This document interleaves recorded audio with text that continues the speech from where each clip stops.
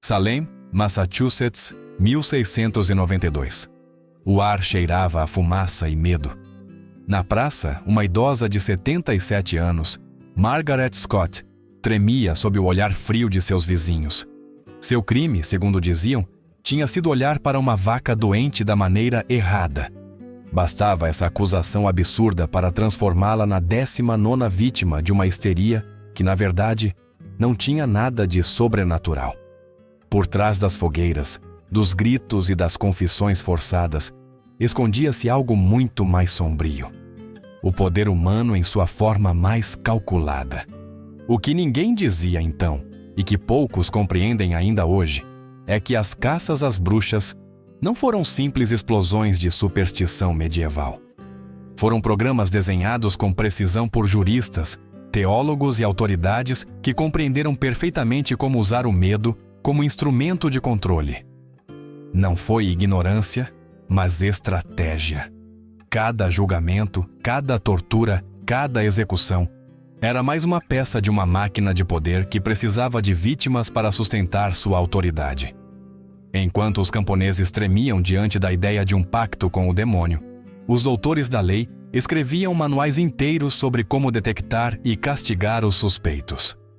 O Maleus Maleficarum, redigido pelos dominicanos Heinrich Kramer e Jacob Sprenger, não era um texto de fé, mas um manual técnico para destruir corpos e vontades.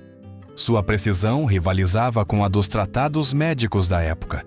Os inquisidores não improvisavam, seguiam protocolos. Entre os séculos XV e XVII, a Europa se tornou um laboratório da dor. Os tribunais religiosos publicavam guias detalhados sobre como interrogar, confessar e castigar. Os números chocam.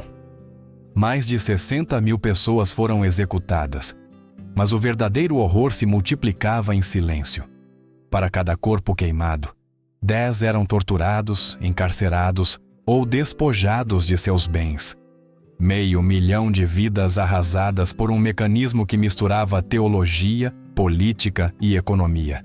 E o mais inquietante, a caça às bruxas atingiu seu auge durante o Renascimento, o mesmo período em que Galileu observava os céus e Shakespeare escrevia suas tragédias. Enquanto as cúpulas das igrejas se enchiam de afrescos e as mentes humanas se abriam à razão, outros sábios desenhavam as ferramentas mais refinadas para quebrar ossos e vontades. A crueldade e a inteligência caminhavam de mãos dadas. Os inquisidores eram arquitetos do medo. Seus métodos eram científicos, seus julgamentos legais e suas execuções, um espetáculo público. A tortura se tornou arte, a dor em linguagem, a confissão em moeda de troca. O que começou com superstição terminou como sistema. Margaret Scott não foi vítima do demônio, mas de uma sociedade que descobriu quão rentável o terror podia ser. E assim, enquanto a fumaça de sua fogueira se dissolvia no céu de Massachusetts, Europa e América se preparavam para aperfeiçoar a arte do tormento. A maquinaria mal começava a girar. Durante séculos, tem-se repetido que as caças às bruxas foram fruto da ignorância, de uma Europa escura dominada pelo fanatismo. Mas a verdade é mais perturbadora.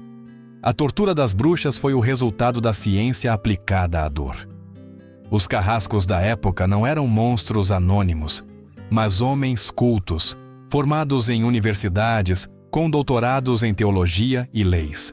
Eram eruditos que haviam lido Aristóteles, que conheciam o latim, que discutiam sobre geometria e astronomia e que usavam esse mesmo conhecimento para desenhar o sofrimento com precisão cirúrgica. Nos tribunais da Inquisição, os procedimentos eram registrados com o mesmo rigor com que hoje se escrevem tratados médicos.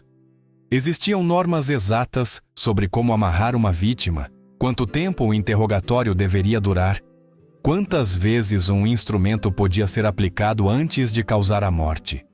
A crueldade era medida, dosada, justificada.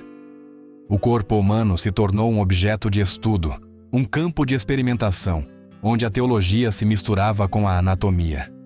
O Maleus Maleficarum, publicado em 1487, foi a Bíblia do tormento. Em suas páginas, Heinrich Kramer e Jacob Sprenger explicavam como identificar, interrogar e destruir as supostas servas do diabo. Sua estrutura lembrava um manual de engenharia, hipóteses, observações, conclusões.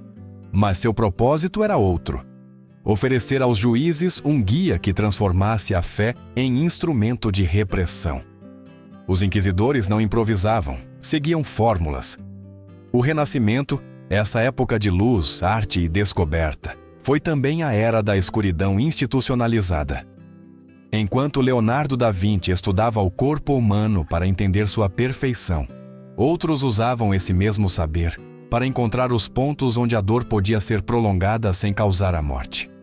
A ciência do corpo se tornou ciência da tortura. Os mesmos princípios que permitiam pintar um afresco ou construir uma cúpula eram aplicados para desenhar potros, ferros e grilhões.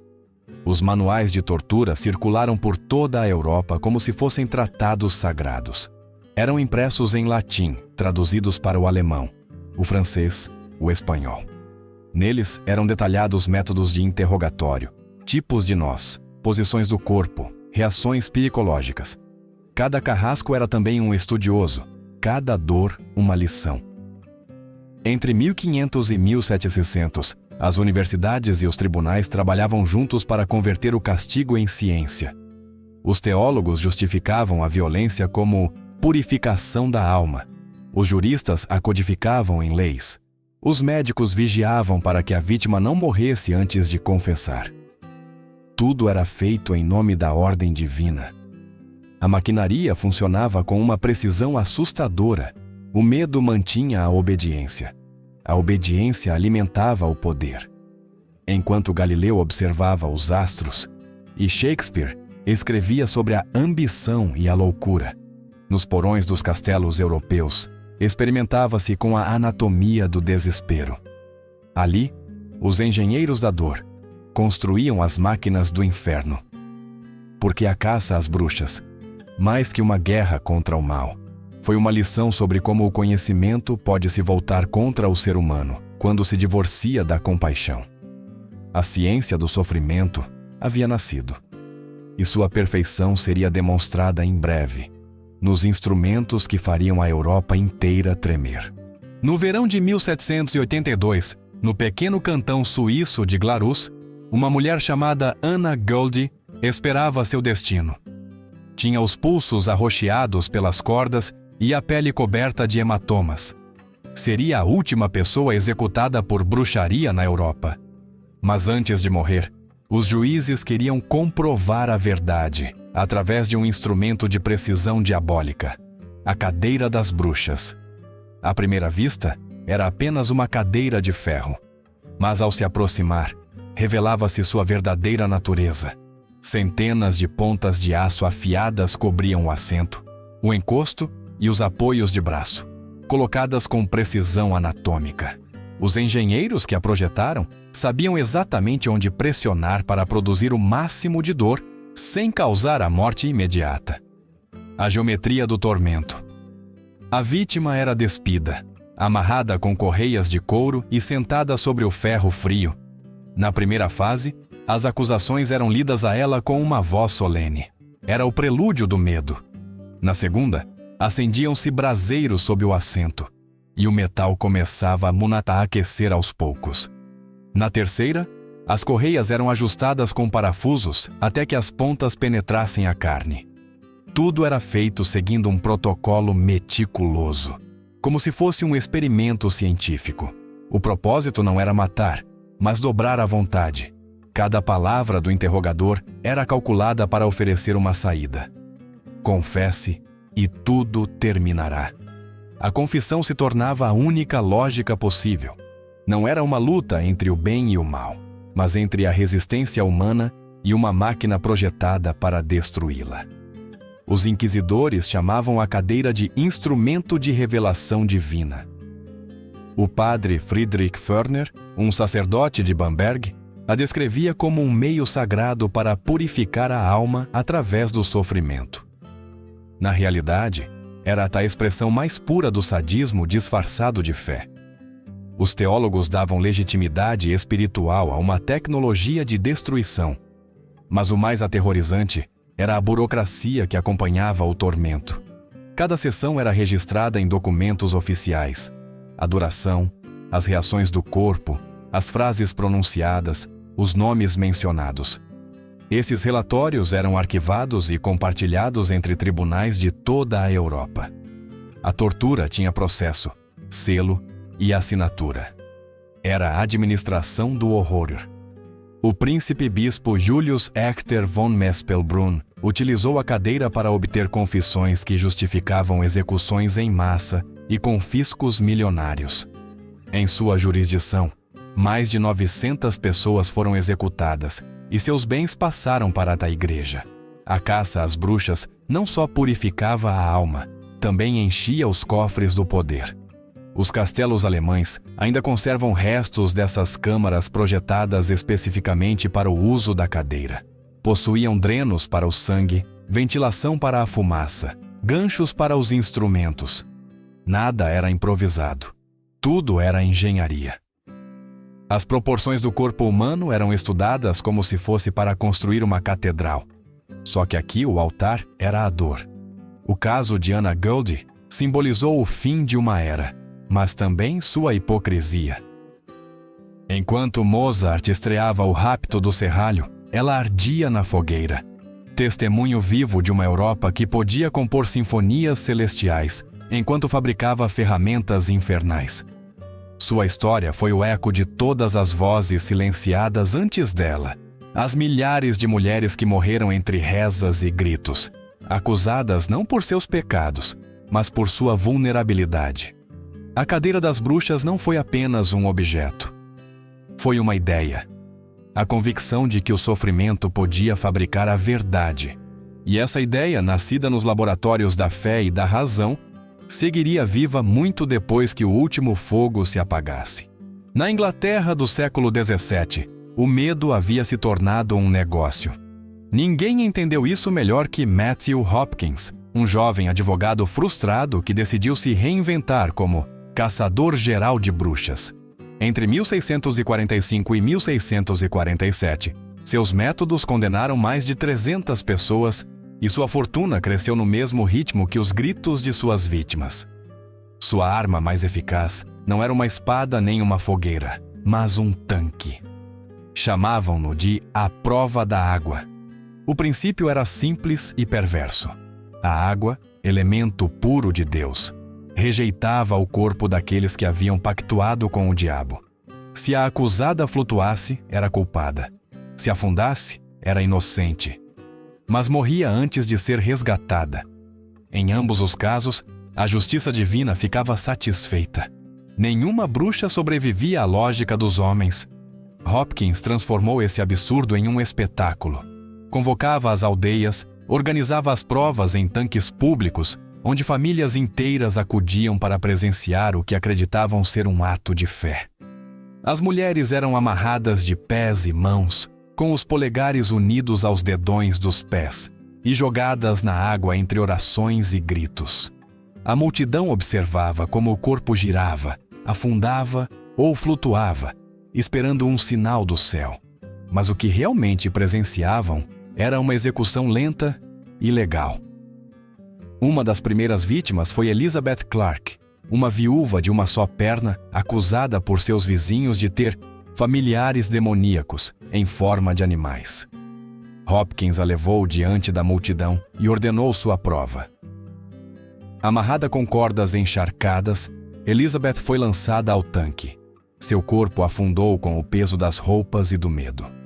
Quando emergiu, sem vida, Hopkins proclamou sua inocência e cobrou por seus serviços. Cada julgamento era um negócio redondo. Os vilarejos pagavam a Hopkins para purificar suas comunidades, e ele recebia ainda uma parte dos bens confiscados aos condenados. O medo se tornou moeda. As lágrimas eram rentáveis, e quanto maior o pânico, mais dinheiro fluía. Seu manual The Discovery of Witches, publicado em 1647, detalhava cada fase da prova: como amarrar, como observar, como justificar o resultado. Era um guia de assassinato disfarçado de documento teológico. Hopkins havia transformado a superstição em sistema, o crime em ofício. Os rios da Inglaterra se tornaram cemitérios invisíveis. Ali, não flutuavam bruxas, mas mães, filhas e curandeiras que haviam ousado ser diferentes. As aldeias ficavam marcadas pelo eco desses gritos, pelo cheiro da água e pela vergonha. A prova da água foi o espelho mais cruel de seu tempo. Uma fé que buscava pureza na morte e uma justiça que encontrava benefício no sangue. Hopkins morreu jovem, consumido pela mesma febre que semeou. Alguns diziam que o diabo o havia reclamado, outros que foi vítima do próprio medo que havia vendido. Mas o dano já estava feito. A Europa inteira havia aprendido que o terror podia flutuar. Em 19 de maio de 1545, o céu de Genebra se tingiu de vermelho. Não era o amanhecer nem o ocaso, mas o reflexo de 34 corpos ardendo em uma única jornada. Aquele dia foi chamado de a Grande Purificação. As autoridades religiosas haviam decidido limpar a cidade de toda a heresia, e o fizeram com o fogo, o elemento que, segundo eles, separava o divino do impuro. Mas o que na verdade se erguia sobre as chamas não era a justiça celestial, mas o espetáculo do medo. Longe de serem atos improvisados, as fogueiras eram autênticas obras de engenharia. Arquitetos e teólogos trabalhavam juntos para projetar os locais de execução. Os cadafalsos eram construídos seguindo os princípios dos anfiteatros romanos. Arquibancadas de pedra, corredores amplos, boa visibilidade. As linhas de visão, a direção do vento, até mesmo a acústica eram calculadas para que os gritos dos condenados ressoassem até a última fila. O terror deveria ser ouvido com clareza. Os carrascos empilhavam a lenha segundo técnicas precisas. Embaixo, a madeira verde, em cima, a seca.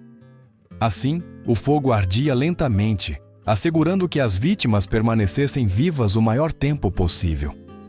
Alguns cadafalsos incluíam câmaras ocas que colapsavam no momento certo, deixando cair os corpos sobre as brasas acesas. A dor era prolongada, o espetáculo perfeito. João Calvino, reformador de Genebra e figura central daquele movimento, supervisionava pessoalmente muitos desses julgamentos. Enquanto os condenados eram amarrados, ele pregava de um púlpito próximo, explicando que as chamas purificavam a alma e defendiam a fé verdadeira. O público ouvia, chorava e depois aplaudia quando a fumaça subia ao céu. Era teatro religioso, propaganda e castigo em uma única cena. Os custos do fogo eram cobrados das famílias dos condenados. Se alguém quisesse recuperar as cinzas de sua mãe ou irmã, deveria pagar ao tribunal. Além disso, os bens dos executados eram confiscados, o que financiava novos julgamentos e novas fogueiras. A fé ardia com dinheiro. A morte era rentável. Um caso destacou-se por sua crueldade, o de Michelle Chaudon, uma mulher acusada de propagar uma peste com feitiços. Durante semanas, foi torturada até confessar o impossível, ter alimentado o diabo com seu próprio sangue. No dia de sua execução, milhares acudiram dos povoados próximos. Vendedores ambulantes ofereciam vinho e pão. A morte havia se tornado uma feira. Pierre Delongre, magistrado francês que presenciou a cena, escreveu depois: "Não houve alma que não tremesse, nem mente que não aprendesse a mensagem. Obedecer é viver. Duvidar é arder." Esse era o verdadeiro propósito das chamas: educar por meio do terror. O fogo de Genebra foi exportado para toda a Europa protestante. Os planos dos cadafalsos, os métodos de acendimento e as orações prévias circulavam por carta entre autoridades religiosas. A pira se tornou um símbolo de ordem, um instrumento de governo. As chamas não só consumiam corpos, moldavam consciências. Cada faísca era uma lição de obediência. E quando o último gemido se perdia entre os sinos da catedral, o que restava não era silêncio, mas a certeza de que Deus, ou pelo menos aqueles que falavam em seu nome, tinha o direito de queimar o mundo para conservar seu poder. Nem todos os tormentos buscavam a morte. Alguns pretendiam algo pior: o silêncio. Na Escócia, por volta do final do século XVI, uma mulher chamada Agnes Sampson conheceu o preço de falar demais. Era parteira, curandeira e possuía um conhecimento ancestral de ervas que curavam mais eficazmente que os remédios dos clérigos. Sua sabedoria, no entanto, despertou suspeitas.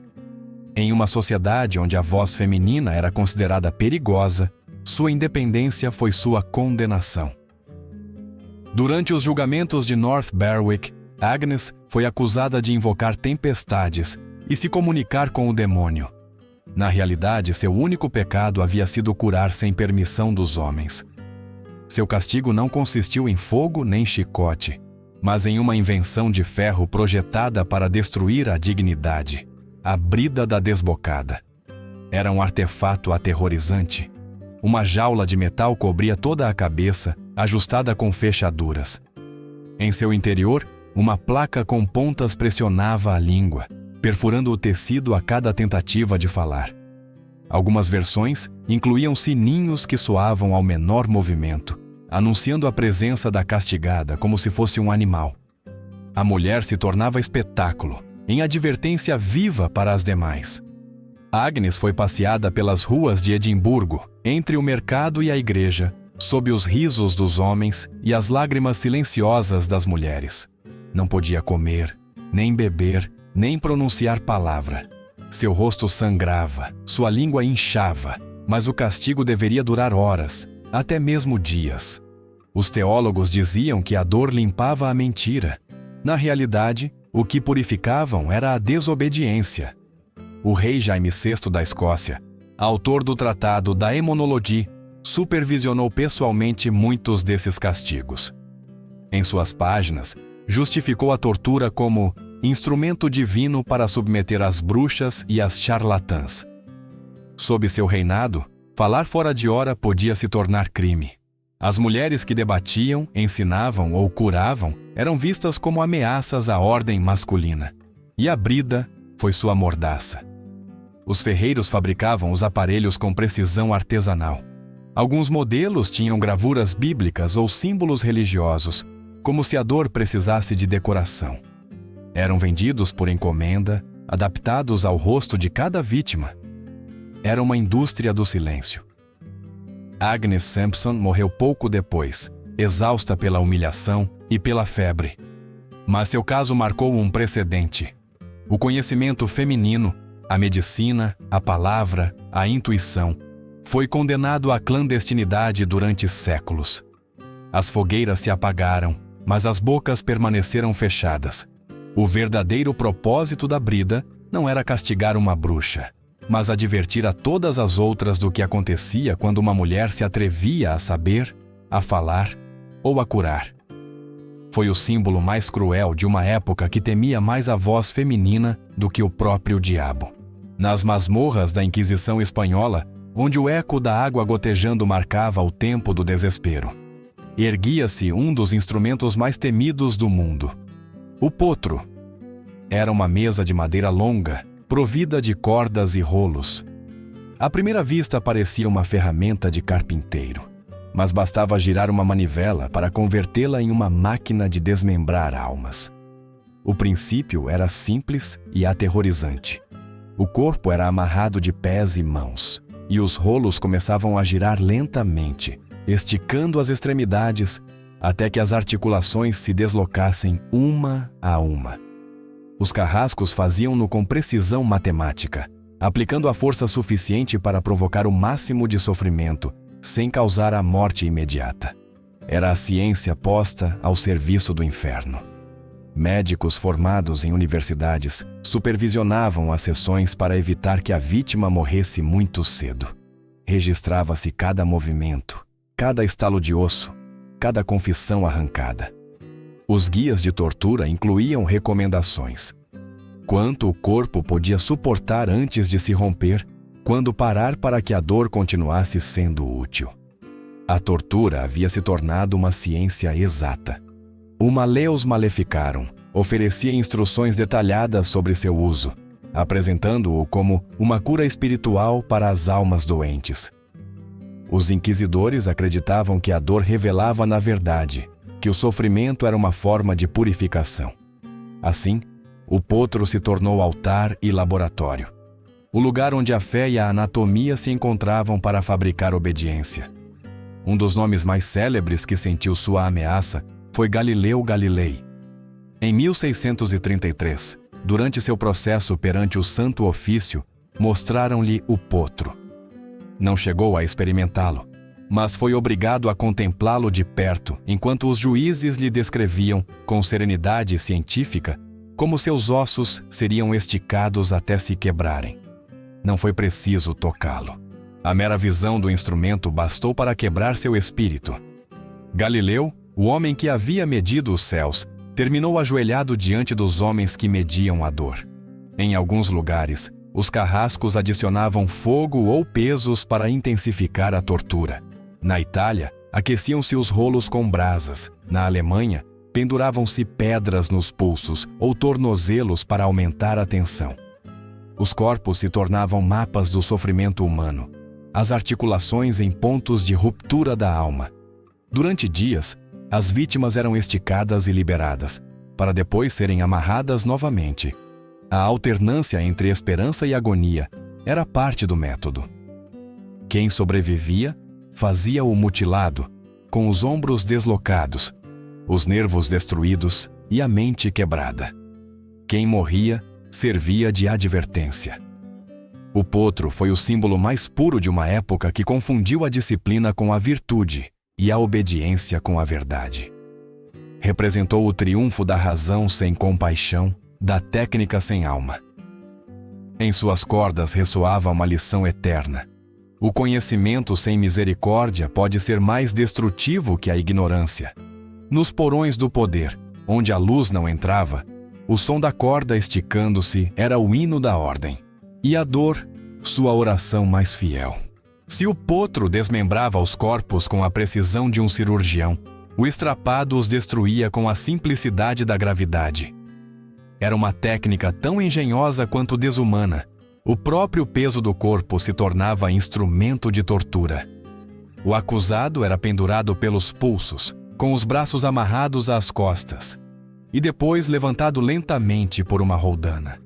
Nesse instante, o corpo se transformava em seu pior inimigo.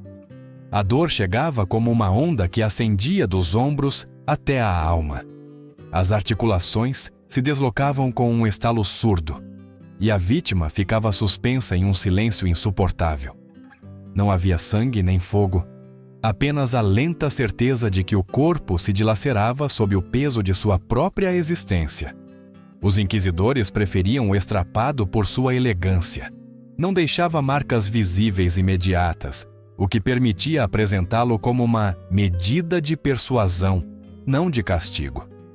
Em seus registros, os juízes anotavam friamente: sofreu a elevação 3 vezes sem confessar, como se tratasse de um experimento e não de uma agonia. Durante o processo de Galileu, os cardeais descreveram-lhe minuciosamente como funcionava o mecanismo. Explicaram-lhe que, se persistisse em sua heresia, seria pendurado assim, com pesos amarrados aos pés para aumentar a tensão.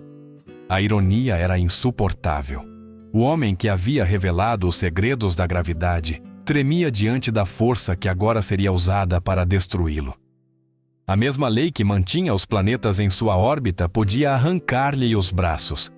Alguns carrascos adicionavam movimentos bruscos, puxões inesperados que multiplicavam a dor e deslocavam ossos de maneira imprevisível. Cada sacudida era um grito arrancado, cada estalo um triunfo para os que acreditavam servir a Deus. O estrapado não buscava apenas o sofrimento físico, mas também a humilhação espiritual. Pendurar um ser humano como um animal, reduzir seu corpo a pura matéria. Os teólogos chamavam a este método de a suspensão da culpa. Diziam que o corpo, ao ser elevado, ficava entre o céu e a terra, suspenso em penitência, Mas, na realidade, o que acendia não era a alma, mas o horror. As vítimas que sobreviviam ficavam marcadas para sempre. Os braços torcidos, os ombros afundados, as cicatrizes invisíveis do medo. Eram vistas a caminhar pelas ruas, arrastando sua deformidade como um sermão vivo. A prova do que acontecia quando alguém se atrevia a pensar. O estrapado foi a prova final de que a tortura havia alcançado o refinamento absoluto. Não era preciso fogo, nem lâminas, nem sangue. Bastava a gravidade, a lei mais pura do universo, posta ao serviço da dor humana.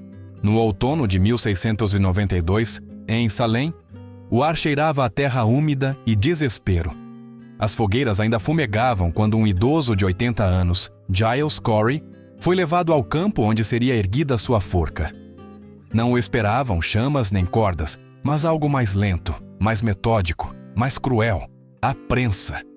Um instrumento que não precisava de ferro nem fogo, apenas pedras. Seu crime havia sido recusar-se a depor. Os juízes exigiam-lhe um veredito, culpado ou inocente. Mas Corey sabia que ambas as opções o levariam à morte. Se confessasse, o enforcariam e seus bens seriam confiscados. Se declarasse inocente, o julgariam da mesma forma e sua família ficaria arruinada. Então ele decidiu calar. Nesse silêncio residia sua última forma de liberdade. O procedimento era simples na aparência, mas concebido com precisão calculada. Estenderam-no no chão sobre uma tábua de madeira. Em cima colocaram outra, e sobre ela começaram a empilhar pedras, uma após a outra. Cada uma tinha um peso medido. Cada uma aumentava a pressão sobre seu peito, até que os ossos estalassem e o ar lhe escapasse dos pulmões. Entre cada carga, os oficiais lhe repetiam a mesma pergunta: "Você se declara culpado?" Sua resposta foi sempre a mesma, pronunciada com voz quebrada, mas firme. Mais peso. Durante 2 dias, o corpo de Corey resistiu ao que nenhuma alma deveria suportar. Sua língua sobressaía da boca. Seu rosto ficava arroxeado. E mesmo assim, ele não falou. Os cronistas dizem que os carrascos esperavam vê-lo suplicar. Em vez disso, viram dignidade. Não o esmagaram para obter uma confissão, mas para quebrar um símbolo. Corey representava o limite que o poder não podia tolerar: a desobediência silenciosa. O xerife George Corwin, que supervisionou a execução, registrou cada detalhe com precisão burocrática. Era um ato legal, não uma tortura, segundo os documentos. Mas o que realmente acontecia era uma lição pública. O Estado mostrava sua capacidade de destruir o corpo para conservar a lei. As pedras continuaram sendo empilhadas, até que o peso atingiu o insuportável. Quando o idoso exalou seu último suspiro, seu silêncio se tornou um grito eterno. Seu corpo foi jogado em uma cova sem nome, mas sua terra ficou intacta. Graças à sua resistência, sua família pôde conservá-la. Giles Corey morreu sem confessar, e com sua morte deixou um legado que nem o fogo nem as pedras puderam apagar. Seu nome se transformou em advertência e em oração. A liberdade pode ser esmagada, mas não destruída. Em Salem, dizem que nas noites de tempestade ainda se ouve uma voz profunda entre os trovões que murmura o mesmo que ele disse naquele dia. Mais peso. No final do século XVI, quando a Europa parecia despertar de seu longo sono medieval, um bispo chamado Peter Binsfeld levou a arte da tortura ao seu ponto mais elevado. Não se contentava com o potro nem com as cordas. Queria algo mais puro, algo que unisse a ciência com a fé, o fogo. Ele a chamou de a prova divina do calor e a apresentou como uma cerimônia de purificação. Binsfeld, bispo de Trier, ordenou a execução de mais de 1000 pessoas entre 1581 e 1593. Seu método consistia em aplicar calor de maneira gradual, observando as reações do corpo como se fossem dados de um experimento. No início, o metal estava apenas morno, depois vermelho, finalmente incandescente.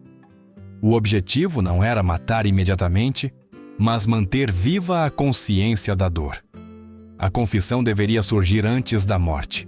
Sua vítima mais célebre foi Dietrich Flad, um juiz que havia ousado criticar os processos de bruxaria. Binsfeld o acusou de heresia e o obrigou a provar sua inocência, tocando chapas de ferro em brasa. Flad, que havia dedicado sua vida à justiça, viu-se condenado pela mesma lei que defendia. As chamas lamberam sua pele, enquanto o bispo, envolto em sua capa dourada, recitava salmos. Quando o juiz caiu, o público aplaudiu. A fé havia triunfado. O fogo, que em outros tempos havia simbolizado a luz do Espírito, se tornou ferramenta do poder. Acendiam-se fogueiras não para iluminar a escuridão, mas para ocultá-la sob o resplendor da obediência. Os teólogos chamavam-no de purificação, os homens de justiça. Mas o que ardia não eram as bruxas, mas a consciência humana. As torturas de Binsfeld foram imitadas em toda a Europa. Manuais, desenhos e tratados circularam entre inquisidores como se tratasse de receitas sagradas. O conhecimento havia encontrado seu propósito mais sombrio, o domínio absoluto do corpo e da alma através do medo. Ao olhar para trás, compreendemos o paradoxo mais terrível daquela era. A mesma civilização que pintou a Capela Sistina e compôs as obras de Mozart também aperfeiçoou as máquinas do tormento. A inteligência humana alcançou as estrelas, mas também desceu ao inferno. Porque o Renascimento não só nos deu arte e ciência. Nos mostrou com clareza dolorosa que a razão sem compaixão pode ser mais cruel que a barbárie. E talvez essa seja a lição final. A verdadeira escuridão não provém da ignorância, mas do saber que esqueceu a alma. Assim terminou a caça às bruxas, não com o grito das vítimas, mas com o silêncio culpado daqueles que sabiam demais.